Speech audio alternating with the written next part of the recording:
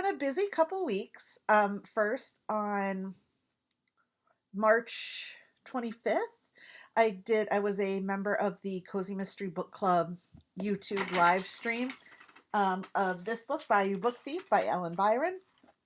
Loved it. See all my notes. I loved all my notes. Immediately after finishing, I went out and bought book two.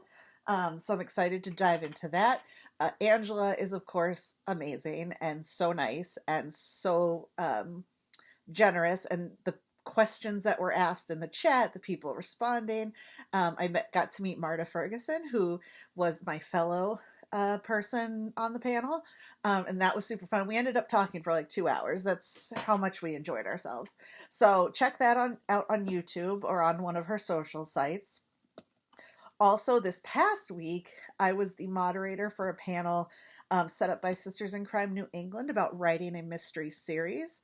And that was with Sharon Healy Yang, who's been a guest on the show, Edith Maxwell, who's also been a guest on the show, and Susan Oleski, who is the president of Sisters in Crime New England, my Madam President as vice president.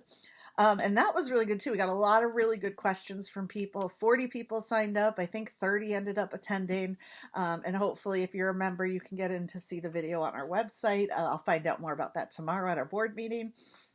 Another thing I'm obsessed with, outside of moderating and being on panels and whatnot, I got to take part. I don't know if I talked about this, but a couple of crime writers put together an amazing auction on 32 auctions. It's Crime Writers for Trans Rights, benefiting the Transgender Law Center that helps people, especially in this time, who might need assistance to be who they are. And that's really all it is about it. So I was very excited to be able to, my friend Lauren Silverman, / Daphne Silver is her author name, posted about it first, and then I went to the website before the auction and they were still taking donations. So I was very happy to donate signed copies of my books and an advanced copy of book three, because book three is done mostly. I mean, it's finished, it's just not fully copy edited and all that stuff.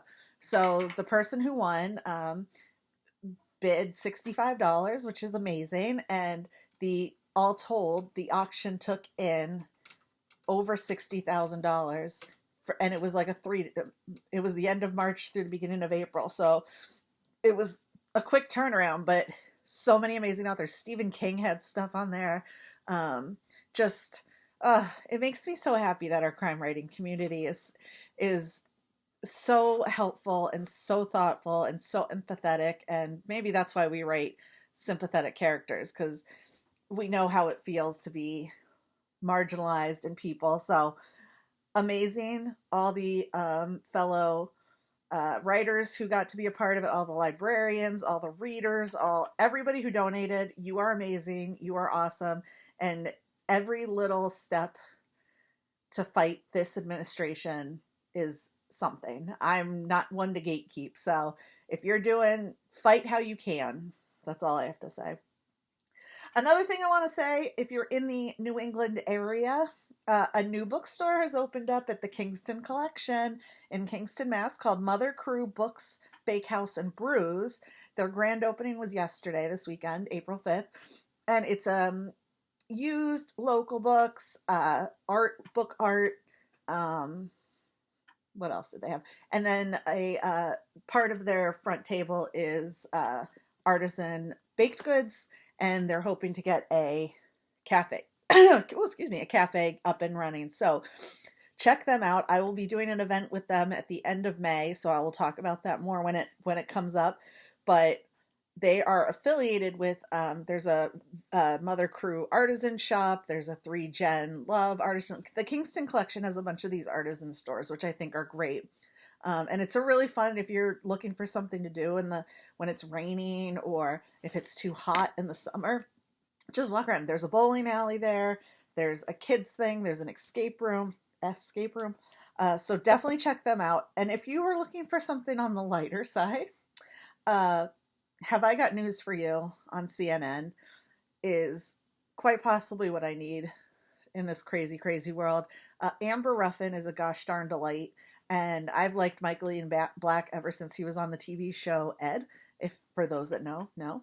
So it's on the weekends, hosted by Roy Wood Jr., who I think after watching this, you're going to go, hey, wait a second. He should have been host of The Daily Show. And I'm sorry, I think I got distracted because I thought there was a turkey in my yard. So unless I'm seeing things now, which could be true because that happens. But yeah, so that's all the stuff I'm obsessed with this week as I'm terrified about the turkey in the yard.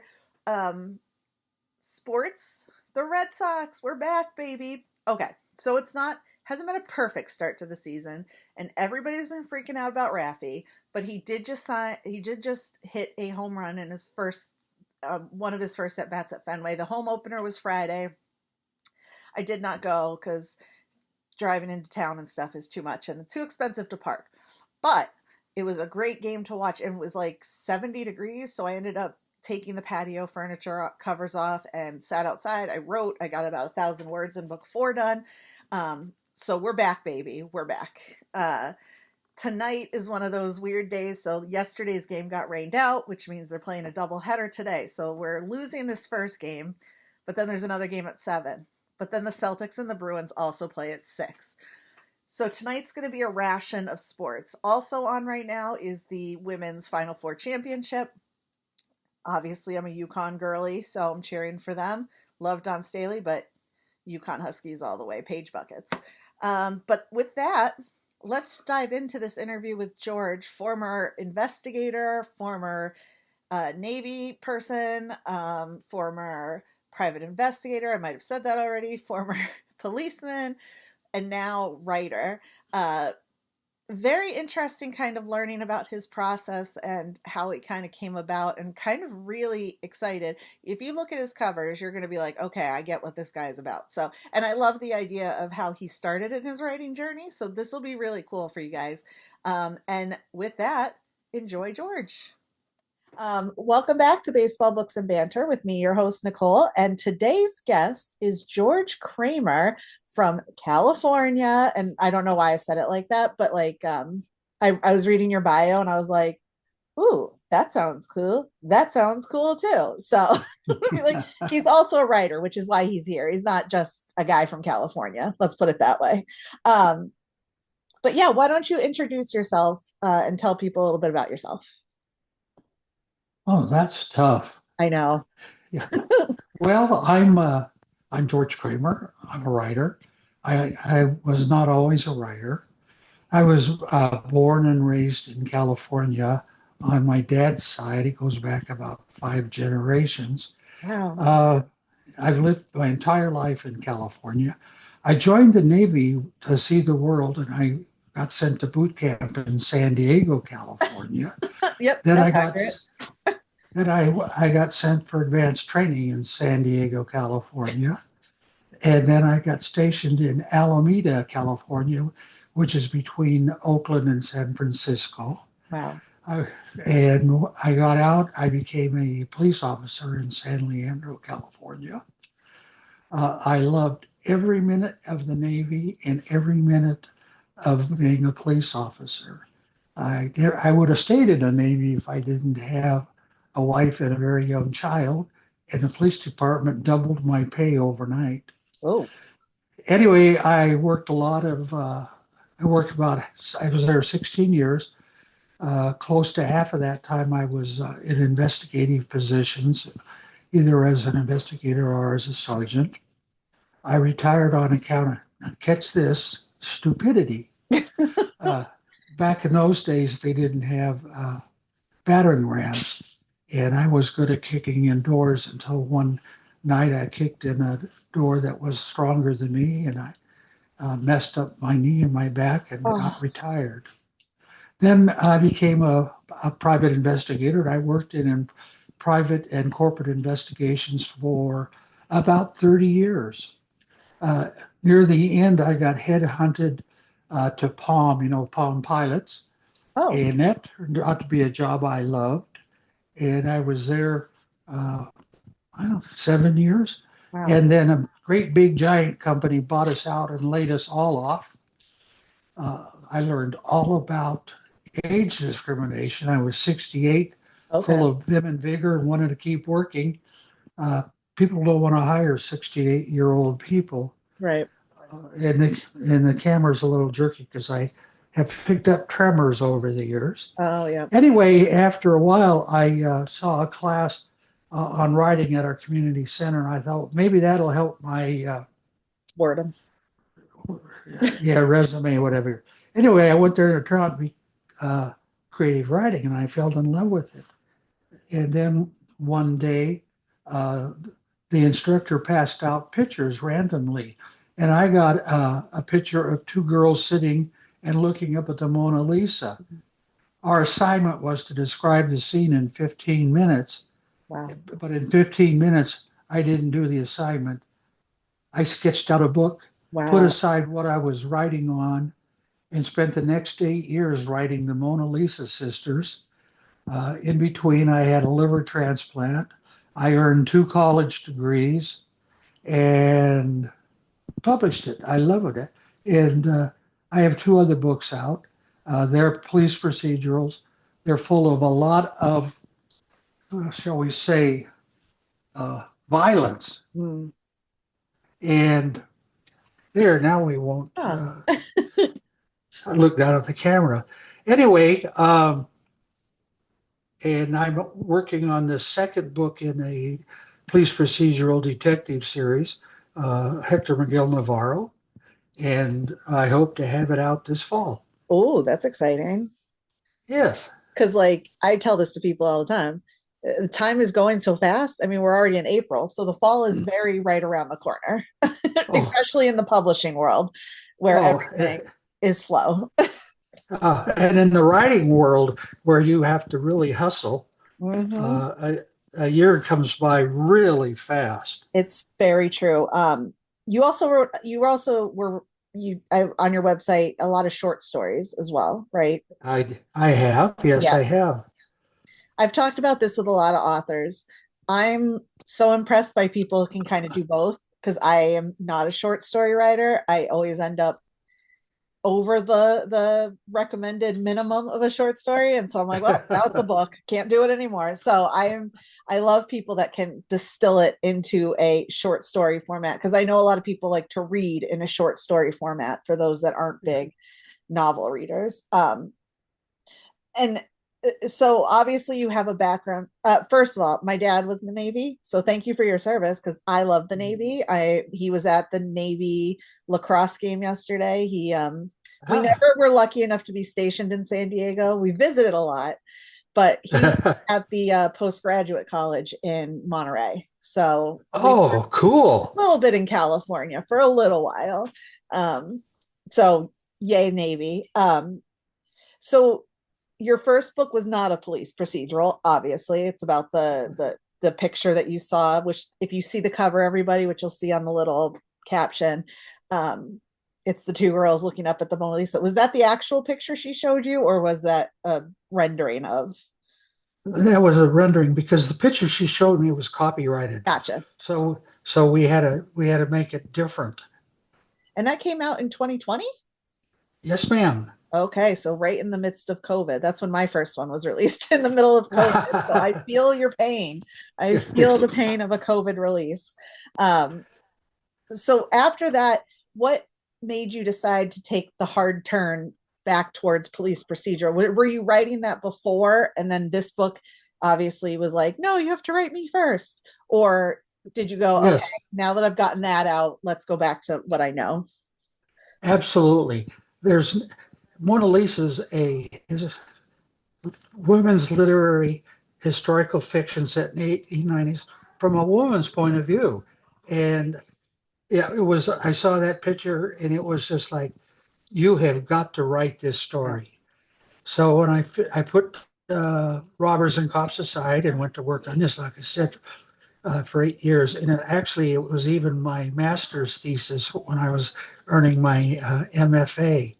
Uh, and I still like it, but I would love to rewrite it because not that I'm a great writer, but there are things in it that uh, I wouldn't put in there now. Gotcha. Like, you know, I know you've done this, you go the research rabbit hole. and you just go deeper. You could go all the way to China, Oh my through gosh. the, Yeah. and I put two things in there that I could have covered in a paragraph Hmm. that I used pages. Oh no. Well, that's why I don't write historical fiction, because I know I would get into like the minutia and everybody'd be like, but now I'm bored. Where's the story? And I'm like, but isn't this fascinating? No, I'm the only one who found it fascinating. That's why I put it in there. Yes. Yeah, I have a lot of friends that write historical, and every time I talk to them, they're like, you research, 3 hours worth of books and, 3 or 4 books for one sentence. And Yes. it's crazy how much um, so when you pivoted back towards your police procedurals, did you find it, well, obviously easier because it's a little bit more what you know? Was that kind of Oh, came about? yeah. Yes and no. When I was doing Robbers and Cops, I asked my wife to read my first draft manuscript. And two things happened. One, I don't show them to her anymore, and she refuses to read them Oh, because I had police lieutenant closing his office door and reading the local paper every day. Well, that paper was from 4 counties away. oh, Had no subscriptions where he was. yeah. So fact checked. That's why in my Hector Miguel Navarro series, I created a fictitious city next to Phoenix, Arizona. That way, I eliminated a lot of research. Right. And if I wanted something, I just put it in. Yep. You know. That's the way to do it. When you Yes. when you don't want to piss people off in their hometown, you just make up a town. My Yeah. my books are set in the town I live in, but I make sure to tell everybody like it's not this. It is the town, but it's not the town. Excuse me, Fern. I'm busy. You have 2 kids you're babysitting right now. That's my kid. That's my Yeah. 4-year old right there. She's like, but it's almost dinner. It's not. It's only 1:15. Stop. Um, so you said your wife is no longer your beta reader, basically. Absolutely not. Is it because she picked out all those inaccuracies, or is it because she's like, I know what your voice is, and Yeah. I want to I be don't. honest and stuff, or she's just like, whatever, I'm busy. Yeah. Yeah. And she doesn't want to be too critical, and because it's hard for me to take criticism Hmm. from my relative. Yeah, Now, you could critique me all day long, and I would never get upset. right. You know? Oh, So we do 100%. that. Yeah. Yeah, my I mom had. never read my book before, Ah, but only because she's like, but in her problem was she heard my voice in the characters, and she's like, so I'm just picturing you the whole time. And it's a ah. cozy mystery, and so it's a little bit different than like a police procedural or a historical. So she's like, all I could picture was you the whole time. So she's like, just tell me what happened. So she got spoilers before the books were even written. I was like, here's what's going to happen going forward, and she's like, okay, thank you. But yeah, I think the relative thing is hard because you want them to be honest, but you also want them to love it, like at the beginning. Yes, yes. You know, another critical thing that caused me a change in Robbers and Cops. I had a really steamy sex scene, Mm. and my two daughters, they're in their 40s, read it, and it's like, oh, Yeah, Dad, this no, is God. no. So I cut the sex scene, and I never write them anymore. Just in case.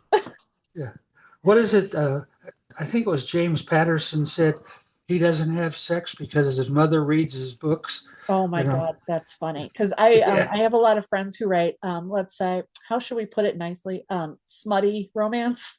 And Yes. so yeah, I can't imagine ever writing it because I know the people that are going to read the books.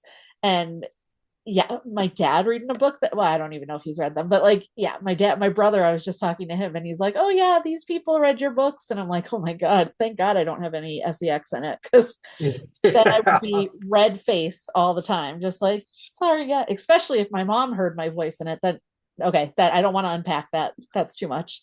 Um, Yes. so are you, I hate saying self-published, are you independently published?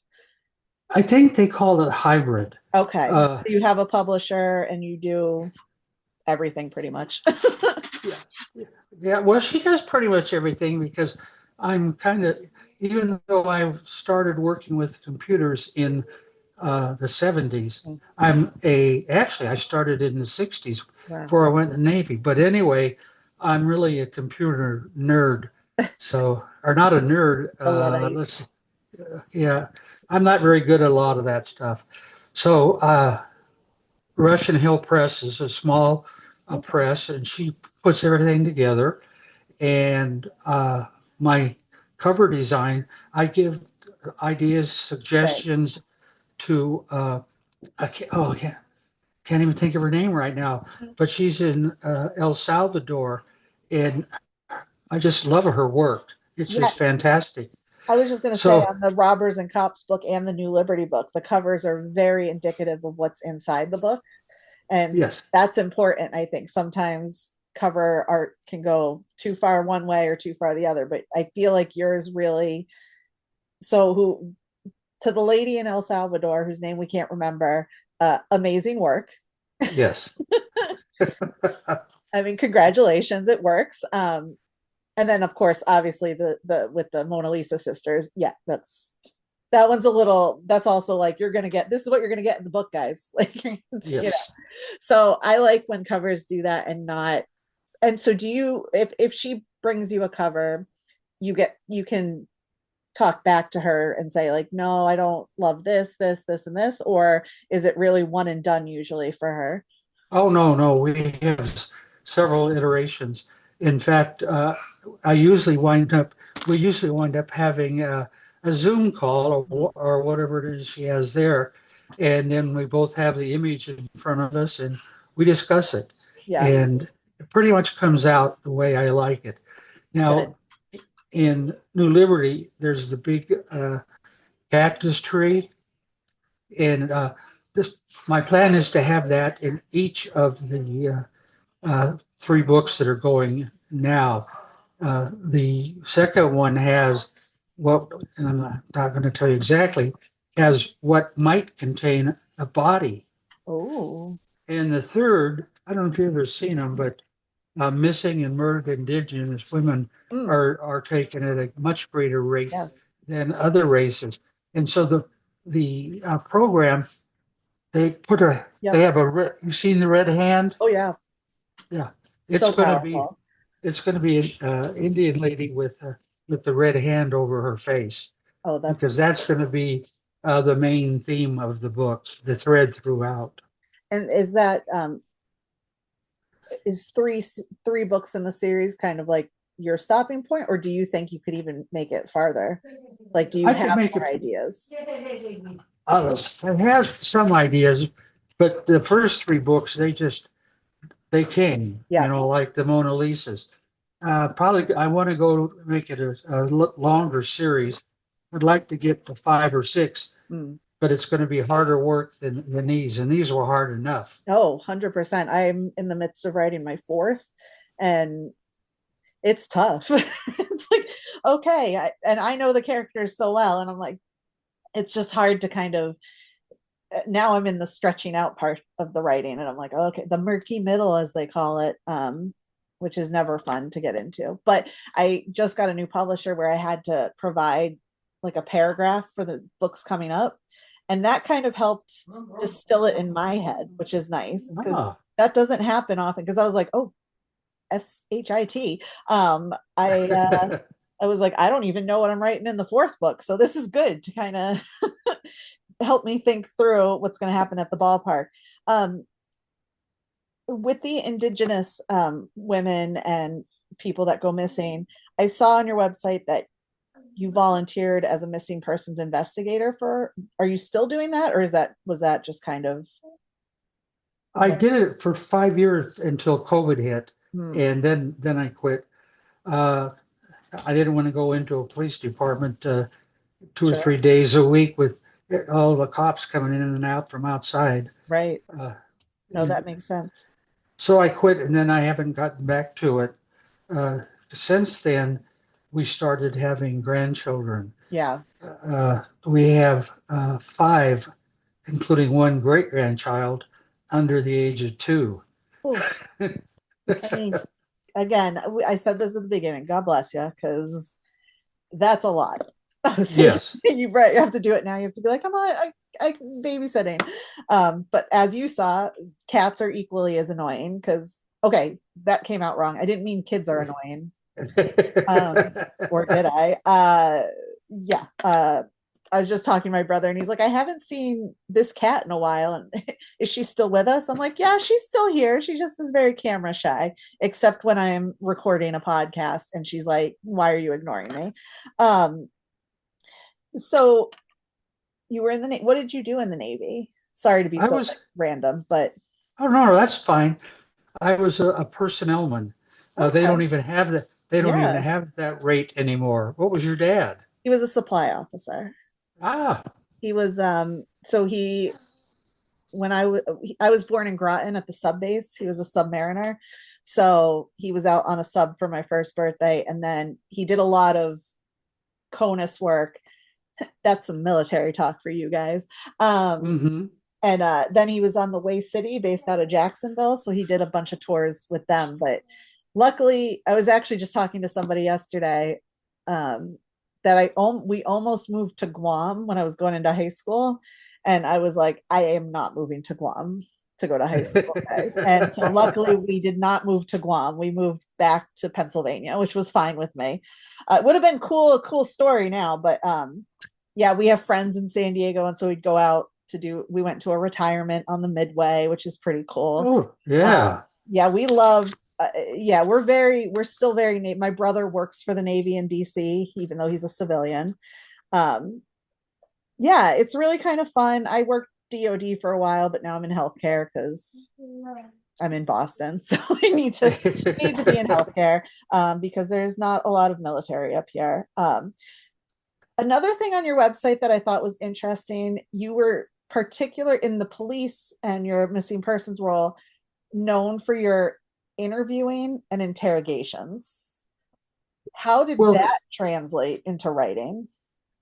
well, when I was a young policeman, when I would arrest drug addicts or abusers, after I got done with all the work, I would take them in and interview them and promise them that anything they said to me would never see court of law. And so I had heroin addicts showing me where they injected and Wow. how they did it. And I interviewed them about, how they got started and what have you.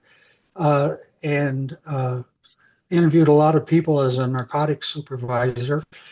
And then when I became a private investigator and then corporate investigator, I was interviewing constantly, and it was much different than as a police officer.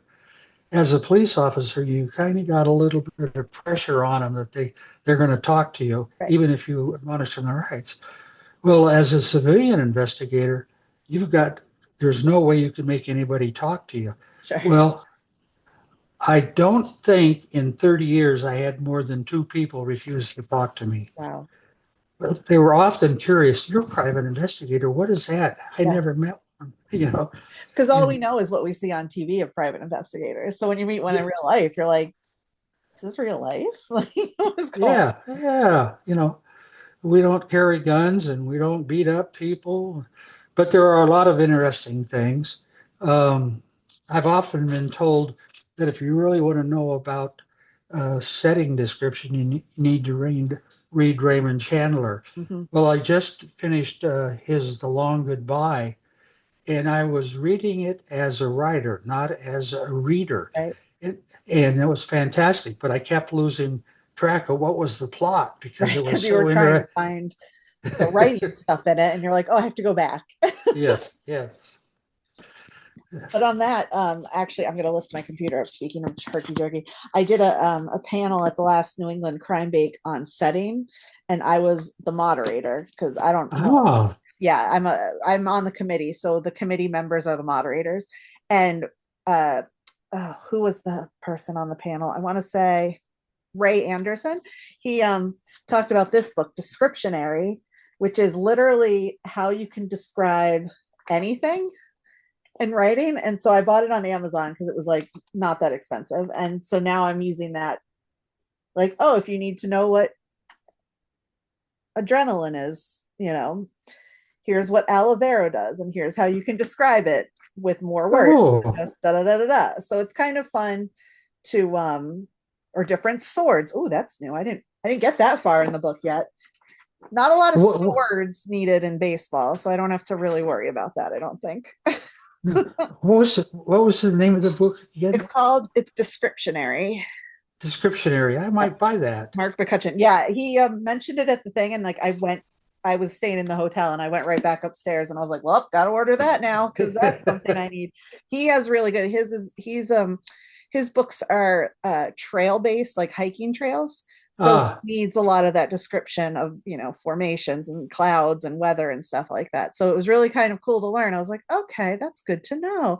So yeah, and then really just reading other writers is how you learn, and yes, it's a muscle, and you have to keep working at it, which I think is makes it fun and terrifying all at the same time. yes. Fun and terrifying. um but as we kind of wind down, so for description, Raymond Chandler, The Long Goodbye.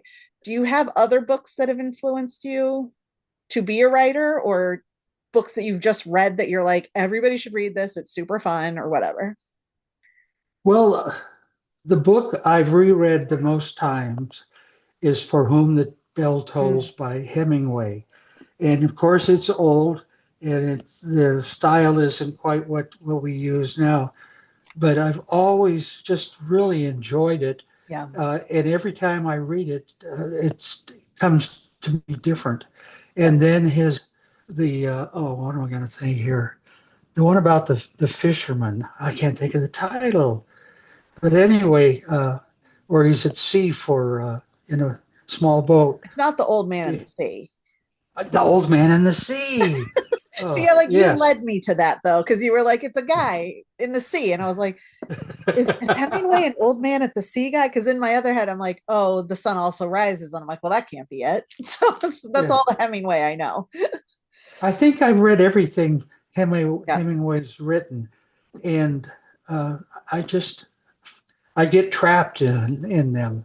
he's really good at the world. Like you get to Yeah. see not a good guy all the time, but like a good writer. And I think they just Yes. did an exhibit somewhere. I want to say it was at the JFK Library, like before COVID, with Hemingway's letters, and it was Oh, yeah. fascinating because just, I mean, I as somebody who writes now, I can't imagine writing these vivid, descriptive letters while also writing a book. Like, no, save it for the book, So that's Yeah. one of those things that fascinates me about writers from the past, and it's fun to read writers from the past because yes, things have changed, but you can almost tell that structure doesn't change, descriptions don't change, characters don't really change, the rules kind of are the same, it's just the way they're put together, Yes. which is Yes. kind of, and that's why you can reread a book like The Old Man in the Sea or For Whom the Bell Tolls, because you pick up on things every time from what you've been reading or what goes on in the world. Yes. Yes. Crazy. So as we come to the end, I will put the link to your website below. Okay. Where can people find you? Do you have any events coming up? Are you gonna wait till the next book comes out and then plaster us with work? Well, I live in Roseville, California, and I have a small event coming up tomorrow, but I doubt that most of Yeah, your fans would come all the way to Roseville. Uh, but can I make an offer when you put up my? of course. I take any and all offers. We're talking about the Mona Lisa sisters, and I have it on digital. Ooh. Uh, and if any of your viewers would like a free digital copy, go to my website and in the contact, tell me you want the book and give me your email address, and I'll give you the information to Get get a it for free. free. Oh, I will definitely. That will go in the synopsis as well. So, well, no, it won't go in the synopsis. I'll say, listen to the end, and there's a gift waiting for you, everybody. So get on that. But Did so are you a member of Sisters in Crime, the Guppies? Is that how we sort of know each other? Yes, I'm Okay. actually in several Sisters in Yeah. Crime. It's a wonderful organization, even if you're a mister. It's just, Yeah. I've made some really, actually fine connections and some great friends as a result of Sisters in Crime. Yeah, same. And I'll make a pitch. I'm the vice president for the New England chapter. So if you ever want to join the New England chapter, you can say you know me. Not that anything exciting happens, but we just did a panel this week on writing a series. So that should be available on our website soon, I think. That's out of my purview. But yeah, Sisters in Crime has been great. And I joined it before I even thought of writing. Like, if you're just a mystery fan, it's not very expensive. Just join it, especially the Guppies, because you will get so many books for your to be read pile. You'll get Oh, so yeah. many friends, like just people chitty chatting. So, yeah. And this, I'll try to remember. I'm going to remember, Nicole, I'm going to remember to post this on the Guppies page so that all of our Guppies can see it too. Guppies are the great unpublished. I've talked about them before. So if you're listening to this, if you've made it to this many episodes, you probably know what the Guppies are. Yeah. But if this is the first time you've listened, that's what they are, and they're great, and I highly recommend it. Well, I appreciate you joining me on a Sunday afternoon, even while you're babysitting. Hopefully they were down for a nap and now they're going to be crazy and ready to go. Well, like your cat, one of them's been crawling around my feet. Okay. Yep. She's still watching me, Fern. She's like right there. Captain. I have a cat named Captain and she's looking out the window. So at least she's quiet for now. But thank you again for joining and hopefully we'll talk again soon. Great. And thank you very much for having me. You have a great day. You too. So see, isn't that fun? Like I love meeting new authors that I've never would have met without being part of the Guppies or the Sisters. So thanks to George for reaching out and hopefully the children he was babysitting were good for him after that discussion.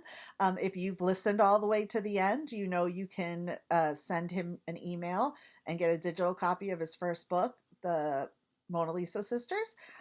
So do that. You can find his contact on his website, which I'm going to link below here. I would love to give you books that I'm reading right now, but I'm still reading all the library books that I talked about last time. I just finished Amanda Flower's Emily Dickinson mystery. So that one's done. I'm reading the third book in the Encyclopedia of Fairies series. That's the one I'm diving into next. And of course, I have just books just littered around my house, behind me, above me, everywhere. So I'm reading a lot, let's put it that way. I did just finish Vivian Shaw's latest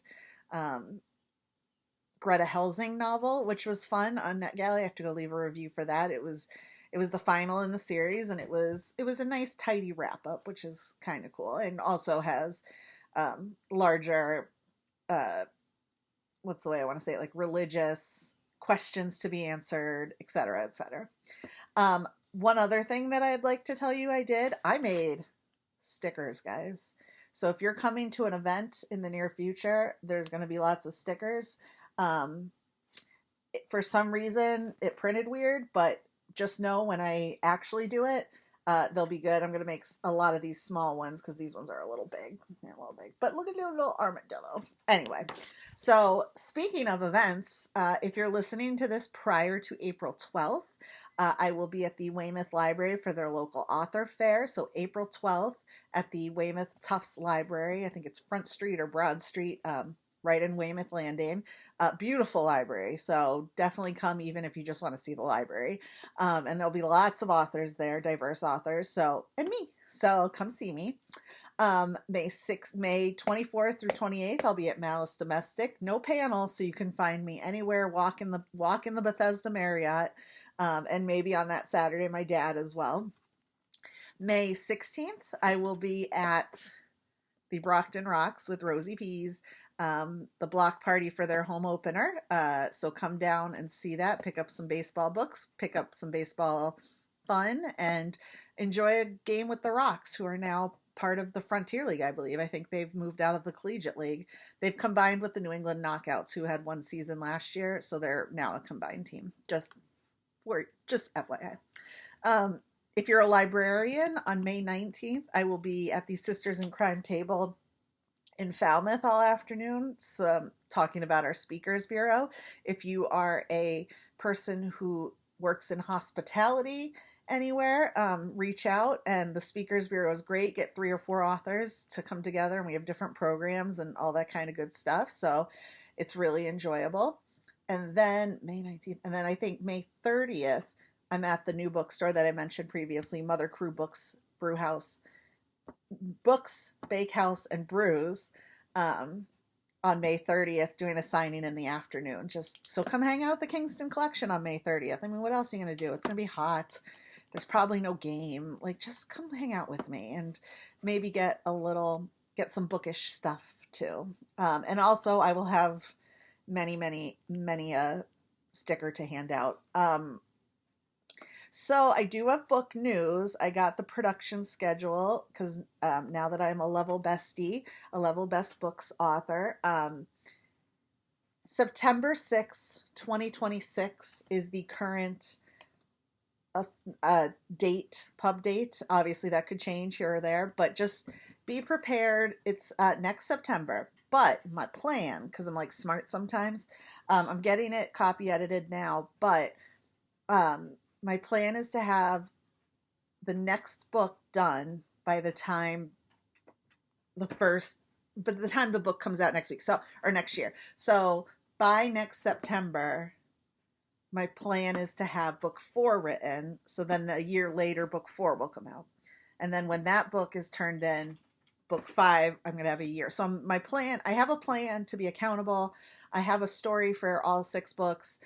So just know, starting after September of 2026, which when I say it, September 26th, that's my birthday. So like, it kind of seems like maybe it's a sign. I'm just going to go with it. It also gives me time to kind of refine things and make it perfect. The person who won the 32 auctions for crime writers for trans rights is actually getting the current version of book 3 in a bound form. So yay for them. Hopefully they listen to this and they're like super excited that they are one of the first people to read it, outside of publishing people and book people. So stay tuned. 2026. Obviously, I'll still have plenty of book 1 and 2 to sell you. Come to me. I can get you signed copies. You can order them on my website, because then the money comes directly to me, which is nice. But until then, that's about all that's happening. Those are all my events. Go to my website. Captain's just going to have some treats while I'm talking, so that's nice of her. But as I always say, happy reading and go Red Sox.